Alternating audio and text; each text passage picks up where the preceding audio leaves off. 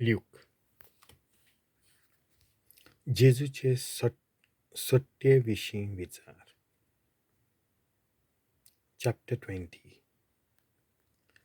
एक दीस तो देव मंदिरांत लोकांक शिकोवन दिता आनी शुभ वर्तमान परगट्टा आसतना मुखेल याज्ञीक आनी धर्मशास्त्री जाणट्यां बरोबर एकठांय जावन आयले आनी ताचे लागीं अशें उलयले. आमकां एक सांग, खंयचे सत्तेन हें तूं कोत्ताय? वो कोणेन दिल्या तुका ही सत्या?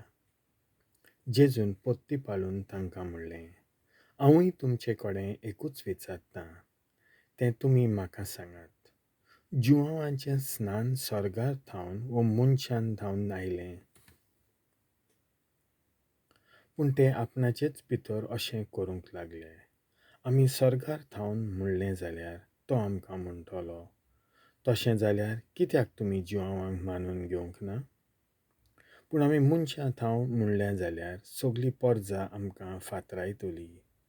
तर जुवांव एक प्रवादी म्हूण तांकां दुबावच ना. त्या पासत तांणी अशी जाप दिली, तें खंयचें तें आमी नकळो. तेन्ना जेजून तांकां सांगलें, तर खंयचे सत्तेन हांव ह्यो वस्तू कोत्तां तें हांवूय तुमकां सांगिना. दाकांचो मोलो आनी कुळवाडी वोपार. तेन्ना ताणें लोकांक ही वोपार सांगूंक सुरू केलें. कोण एका मनशान एक दाकांचो मोलो लायलो आनी कुळवाद्यांक आनी कुंबळ्याक दिवन जायतो काळ आपूण पयशिल्ल्या गांवांत वचून रावलो. वेळ पावतोच मोल्याच्या पिकाचो आपलो वांटो कुलवाड्यां कडचो घेवचे खातीर ताणें एका चाकराक तांचेशी धाडलो. तांणी ताका धरून मार दिलो आनी रिकामो पोत्तून धाडलो. नव्यान ताणें दुसऱ्या एका चाकराक धाडलो, पूण तांणी हाकाय मार दिलो. बेमान केलो आनी रित्या हातांनी पोत्तिलो. त्या उपरांत तिसऱ्या एका चाकराक धाडलो. तांणी ताका घाय पडोसर मारून भायर घाल्लो. मोलाच्या धोनयान म्हणलें, आतां कितें करूं? म्हज्या अपुरबायेच्या पुताक धाडटलो. ताका पळोवन ते घडयेक ताका मान भोवमान दितले. पूण कुलवाड्यांनी पुताक पळयना फुडें आपणाचे भितर चिंतून म्हणलें, हो ताचो दायजी, ताका जिवेशी मारुया आनी दायज आमचें जातलें. आनी तांणी ताका धरून मोल्या भायर ओडून हाडलो आनी जिवेशी मारलो. आतां मोल्याचो धोनी तांकां कितें कोत्तलो? येवन त्या कुलवाड्यांचो बसून कोत्तलो आनी आपलो मोलो दुसऱ्यांच्या हातांत दितलो. हें आयकून ताणें म्हणलें, देव हें निर्मूनय. पूण ताणें तांचेर नदर मारून म्हणलें, म्हणटच अशें बरयल्लें आसा तें कितें? जो फातर बांदप्यांनी सोडून दिल्लो तोच जालो कोणच्या संदीचो फातर. जीं कोण ह्या फातराचेर आडून पडटात तांचें मोडोन कुडक्यान कुडकें जातलें आनी ज्या कोणाचेर तो फातर पडत तांची पूड जातली. त्या वेळार मुखेल याज्ञीक आनी धर्मशास्त्री ताचेर हात घालूंक सोदताले, पूण पोज्जेक भियेले. तांणी ही वोपार आपणाक लावन सांगल्या म्हूण ते बरें समजले.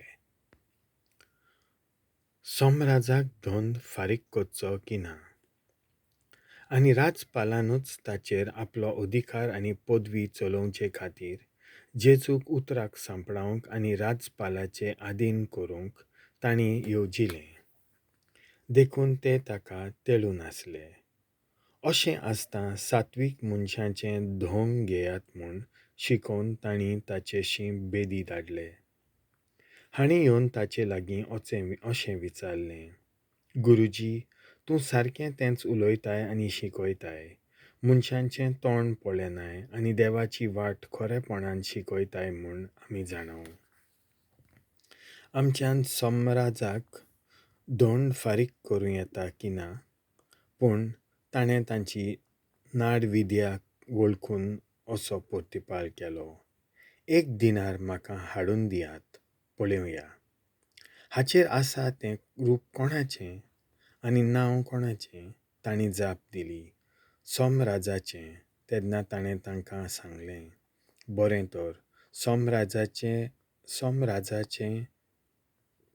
सोमराजाक दियात, आनी देवाचें तें देवाक दियात. आनी ताच्या उलोवपांत ताका लोकां उचीर सांपळावंक तांचे लागीं घडलें ना. आनी ताच्या जबाबा विशीं ते अजाप जाले आनी ओगेच रावले. पुनर्जिवंतपणा विशीं प्रस्न. एकदां कांय सादुकी जेजूशी आयले. ते पुनर्जिवंतपण ना म्हणटात तसले मनीस. तांणी ताका हो प्रस्न घाल्लो, गुरुजी, मोइजेसान अशें आमकां बरोवन दवरलां, कोण एकल्याचो लग्न जाल्लो भाव भुरगें बाळ नासतना मरत जाल्यार ताच्या भावान ताचे बायले लागीं लग्न जावचें आनी आपल्या भावाक सोंसत उत्पन्न करची. तर 7 भाव आसले. पयलो लग्न जालो आनी भुरगें बाळ नासतना मेलो. मागीर दुसरो आनी ताचे उपरांत तिसरो तिचे लागीं लग्न जालें. तेच परी 7य जाण संसद धरिनासतना मेले. सगळ्यांत निमाणी बायलूय मेली. तर 7य जाणांची पोतीन ती जाल्ली म्हणटच मेल्लीं मनशां पुनर्जिवन जातलीं तेन्ना तांचे भितरल्या कोणाची पोतीन जातली ती? जेजून तांकां सांगलें, ह्या युगांतलीं मनशां दादले लग्न जातात आनी बायलांक लग्न करून दितात. पूण त्या दुसऱ्या युगाक आनी मेल्ल्यांतल्या पुनर्जिवंतपणाक जीं कोण पुत्तीं जाल्लीं मेळटीत तांचे मदें लग्न जावप आनी लग्न करून दिवप आसचेंच ना. तांच्यान आनीक मरूंक जायना. तीं देवदूतां सारकीं आनी पुनर्जिवंतपणाचीं भुरगीं देखून तीं देवाचीं भुरगीं. मेल्लीं मनशां परतीं जिवंत जातात म्हूण मोइजेसानूय झिलकुटाची खबर सांगता थंय दाखयली. तर थंय सर्वेस्पराक तो आब्राहामाचो देव, इजाकाचो देव, जाकोबाचो देव म्हणटा देखून मेल्लोल्यांचो न्हय बगर जिव्यांचो देव तो. ताचे मुखार सगळीं जिवीं. शास्त्रांतल्या कांय जाणांनी म्हणलें, गुरुजी, तुवें बरें सांगलें. आनी त्या उपरांत कोणाकूच ताचे कडेन कसलेय विचार करूंक कालीच जालें ना. क्रिस्त दाविदाचो सोमी. ताणें तांकां म्हणलें, क्रिस्त दाविदाचो पूत म्हूण लोक अशें कशें म्हणटा? तर स्तोत्रांच्या पुस्तकार दाविदूच अशें म्हणटा, म्हज्या सोम्याक सर्वेस्पराचें उतर हें. म्हज्या उजव्या हाता बस, तुज्या दुस्मानांक तुज्या पांयां तळा घालता. म्हणटच दावीद ताका आपलो सोमी म्हणटा. तशें जाल्यार ताचो पूत तो कसो जाता? धर्मशास्त्र्यां विशीं शिडकावणी.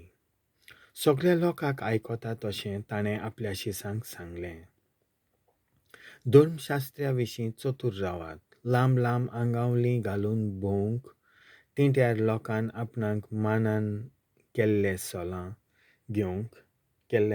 घेवंक, देवस्थानांनी वयल्या पयल्या जाग्यांचेर बसूंक आनी रातच्या जेवणाक उंच उंच स्वातो विंचूंक तांकां जबरूच बरें लागता. लांब मागण्यांचें सोंग घेवन विधवांचीं घरां दारां ते खावन उडयतात. तांकां सगळ्यांहून अदीक खर जडटी आसतली. देवाचें उतर हें.